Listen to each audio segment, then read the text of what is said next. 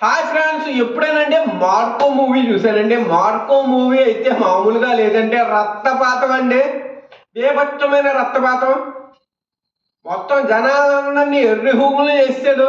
మొత్తం రెడ్ జనాలు థియేటర్లోకి వెళ్ళడం మొత్తం అక్కడ సినిమాలో రెడ్ ఉంటుందండి. బేభత్సమైన రక్తం మనల్ని కూడా బేభత్సంగా ఎర్రి హూగులు చేసాడు.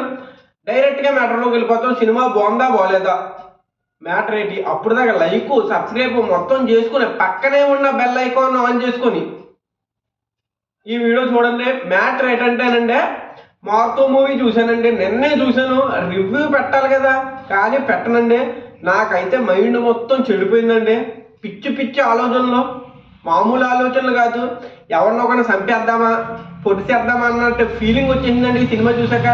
సైకో అండి, నాలో ఉన్న సైకో బయటకు వచ్చేసాడు. నేను రాత్రి మొత్తం బయటకు వచ్చేసాడు. సినిమా అయితే దయచేసి చిన్నపిల్లల్ని తీసుకెళ్ళకండి, పెద్దోళ్ళు వెళ్ళండి. అంటే 18+ వెళ్ళండి.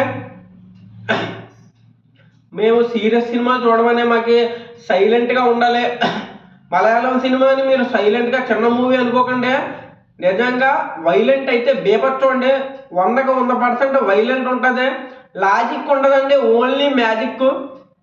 పుష్ప 2 సినిమా చూసే ఉంటారంటే క్లైమాక్స్ పాయింట్ అల్లు అర్జున్ గారు కాళ్ళు చేతులు కట్టేస్తే 10 మందిని చంపేస్తారండి. ఒక 4-5 మెల్ల కొడికి చంపేస్తాడు. సేమ్ అక్కడ లాజిక్ లేదు, సేమ్ ఈ సినిమాలో మొత్తానికి లాజిక్ లేదు. స్టోరీ ఏంటంటే, మన హీరో వాళ్ళ తమ్ముడు ఒకడు చంపేస్తాడండి. ఎందుకు చంపాడు, దేని గురించి చంపాడు, మన హీరో ఎలా పగ తీర్చుకున్నాడు మొత్తం చూడాలంటే సినిమా చూడండి. సినిమా లాజిక్ లేకుండా మంచిగా తీశాడు అన్న ఫీలింగ్ అయితే వచ్చింది భయ. జనాల్లో అయితే సినిమా మొత్తం రెడ్, మనం కూడా రెడ్ అయిపోతాం. ఆలోచించుకోండి. సినిమాలో ఏమి ఉండవు భయ, కొన్ని సీన్లు తప్పించి చాలా బాగున్నాయి. ఫైట్లు బేభత్సం, ఫైట్ ఒకటే బేభత్సం భయ. సినిమాలో ఏమి ఉండదు. స్టోరీ అయితే చిన్నగా ఉంటుంది. సాగదీసి ఫైట్లు పెట్టి స్లో మోషన్ ఎఫెక్ట్లు పెట్టి ఇవన్నీ పెట్టి లాక్కొచ్చారు. చాలా గట్టిగా లాక్కొని వచ్చారు. మలయాళం సినిమాలు నేను ఎప్పుడూ చూస్తాను భయ. నాకు తెలుగు సినిమాల కన్నా మలయాళం సినిమాలు చాలా ఇష్టం. నాకు నిజంగా చెప్తున్నాను, చాలా ఇష్టం. కానీ మలయాళం డైరెక్టర్ హనీఫ్ ఫహద్ ఇలాంటి సినిమా తీస్తాడని నేను కళ్ళలో కూడా ఊహించున్నాను భయ. కొత్త ప్రయత్నం చేశాడు. అది విఫలమైందా విఫలం కాలేదా మీరే ఒక్కసారి థియేటర్లోకి వెళ్ళి చూసుకుంటే ఒక మాట భయ. తర్వాత ఏంటంటే రక్తం అన్నాడు కానీ మనకి నిజంగా కారిపోద్ది భయ రక్తం. మొత్తం సినిమా మొత్తం రక్తం, ఇంకా రెడ్ రంగు భయ, కలర్ఫుల్ రెడ్. హీరో కూడా సైకోలాగా బాగా చేశాడు.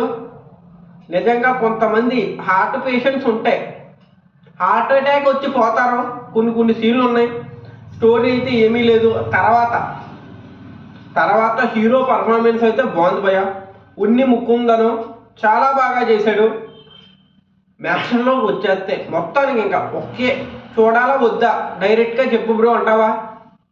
మీరు కొంతమంది స్లో మూవీస్ చూసేవాళ్ళకి, లవ్ స్టోరీలు చూసేవాళ్ళకి, స్లోగా ఉంటాయి కదా భయ మూవీస్, ఇలాంటి మూవీస్ చూసేవాళ్ళకి ఈ సినిమా ఎక్కదు భయ.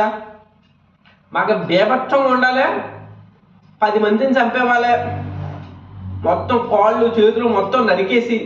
కొంచెం సైకోగా ఉంటారు కదా భయ. సైకో అంటే కొంచెం ఇలాంటి సినిమాలు చాలా బాగా నచ్చుతాయి. వైలెంట్ సినిమాలు బాగా నచ్చుతాయి.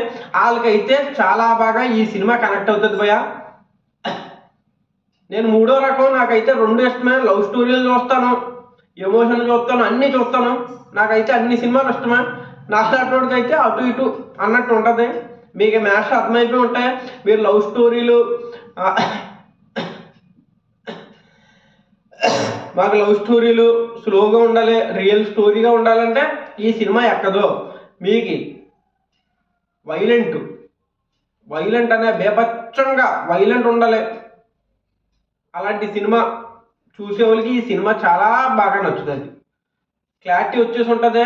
నాకు ఒక క్లారిటీ లేదు భయ. ఈ సినిమా చూసాక నిన్న మైండ్ మొత్తం చెడిపోయింది. మార్పు అన్నారు కానీ మమ్మల్ని కొట్టారు గట్టిగా. జై హింద్, జై భారత్.